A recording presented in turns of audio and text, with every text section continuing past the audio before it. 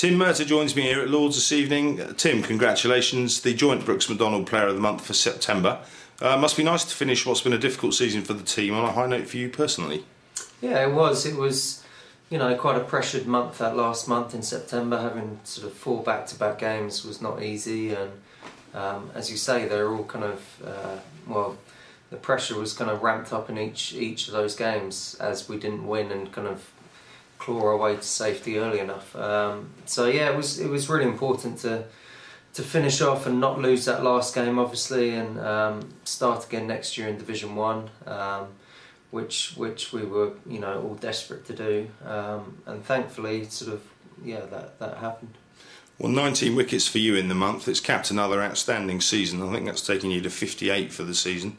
Consistency all year. You must have been really pleased with how it's been coming out. Yeah, I think I started the season really well and finished really strongly as well. It was tough for a few games in the middle of the year. We played on some good wickets, and personally I found it harder, I think, than other seasons, and it did seem a long season. I had quite a bit of cricket with Ireland sort of leading into the season as well, so yeah, it was a long, tiring season, but as you say, I kind of set myself the benchmark of 50 wickets each year, and have that as a minimum, and to finish with 58 was pretty pleasing compared to where I was, I suppose, halfway through the year. Well, wicket taking is your thing. You've scored runs for Middlesex in the past, but it's not something you're known for with any great degree of consistency, if you don't mind me saying so. But you've scored some fantastically important runs this month, 130 at an average of 26, none least of all that 29 not out against Lancashire. Just explain for people watching this video just what it was like. Crucial last day of the season, you've come to the crease knowing that you need to bat to ensure our First Division survival. How was that?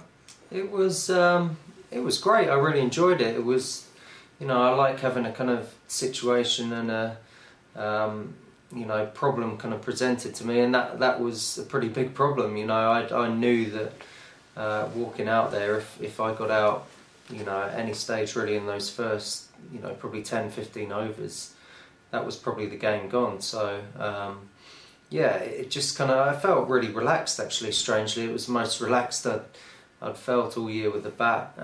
As you say, I probably owed the team a few runs, and to do it sort of in that last game of the year was massive, because as I said, the prospect of coming back next season, and no disrespect to Division 2, but that's not where we want to be, and that's not where we should be with the calibre of players that we have here.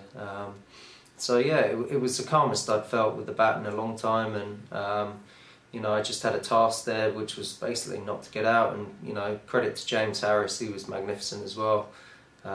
Even in the first innings he got a valuable 20-30 odd to get us that extra bonus point, and he played really well in the second innings, and it was a tough season for him, but fair play to him. It was a real good effort. Well, it was a magnificent effort, and thankfully mission accomplished. I guess we wouldn't have been in that position had it not been for the other man that shares this award with you, who's Chris Rogers. Magnificent 203 not out at Somerset. What's it like playing under a bloke like Buck, who's kind of been there, done it all? We all know what he's like as a person. What's he like as a captain? Oh, he's great. He's been playing for such a long time now in different conditions. He's kind of been there, seen it and done it on so many occasions for us, and he's a real inspiration to our batters, not just our top 6 but all the way down.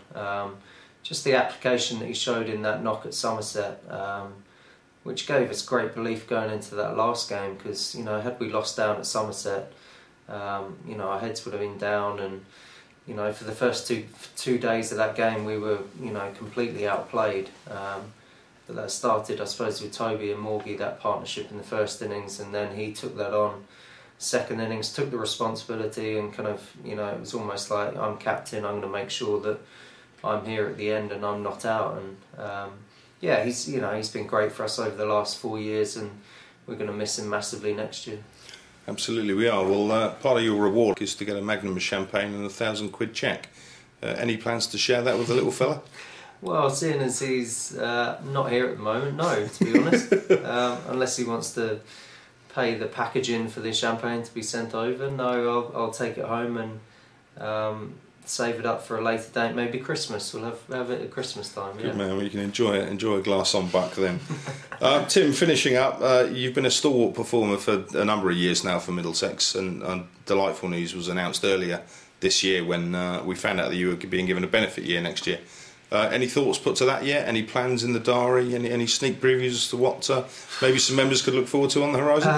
I'd like to say yes, but sort of staying up and that last month of the season, required pretty much all my efforts and focus. But yeah, it's something that I'm going to start working on now for the next month before we start training again. Putting some dates in the diary and coming up with some really good events that hopefully all the members and everyone outside of that can enjoy. I'm very much looking forward to it, and as I said at the time, it was a massive honour, and I feel really privileged to have been awarded it by the club. So yeah, just really looking forward to next year now, and it'll be a big year on and off the field. Well, it seems like things are barely finished, Tim. You mentioned you've got to put some work into that now. You've also got the World Cup to look forward to over the winter.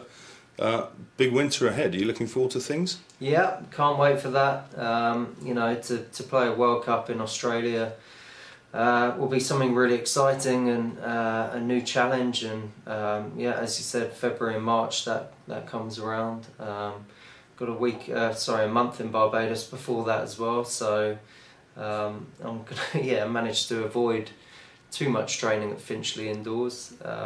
Also got a baby on the way, which is probably the most scary of all of that.